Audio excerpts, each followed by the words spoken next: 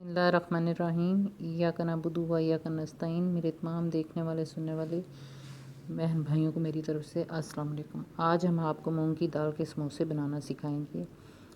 Home style है special ये समोसे और कहीं भी नहीं मिलने आपको।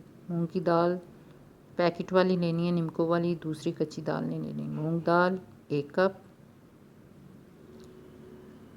प्याज चॉप्ड 2 अदद,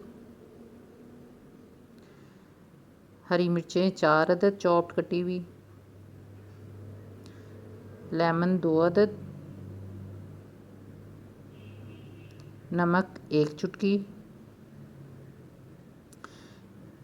हरा धनिया 1 कप। इन तमाम अज्जा को एक बाउल में डाल लें और जो नमक है वो 1 चुटकी लेना है, ज़्यादा नहीं लेना। लीमू जो है वो दोनों निचोड़ लेने हैं। समोसा पट्टी लेके उसमें आपने फिलिंग कर लेनी है, जैसे हम कर रहे हैं। देखें फिलिंग कैसे की है, आपको बता रहे हैं किस तरह। ये मैदे की लई बना के रखी थी जिसे समोसे का मुंह बंद करना है। ये देखें बहुत टेस्टी बनते हैं, बहुत क्रिस्पी बनते हैं। घर में बनाइएगा, आपको अच्छा लगेगा, आपकी फैमिली को अच्छा लगेगा। एक दफ़ा आप बनाएं, दोबारा आप से डिमांड की जाएगी कि दोबारा हमें बना के दिया जाए। आप हमें कमेंट्स करें, लाइक करें, ताकि हम आपको आपके कमेंट्स को मद्देनज़र रखते हुए एक अच्छी रेसिपी लेके आएँ दोबारा। देखिए ये सारे रेडी हो गए हैं। अब इनको फ्राई करना है हमने। ऑयल लेना है, दरमियानी आंच पे रखना है।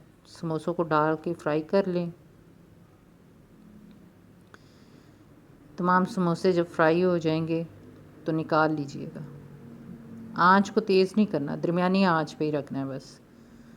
बड़े मज़ेदार बनते हैं ये।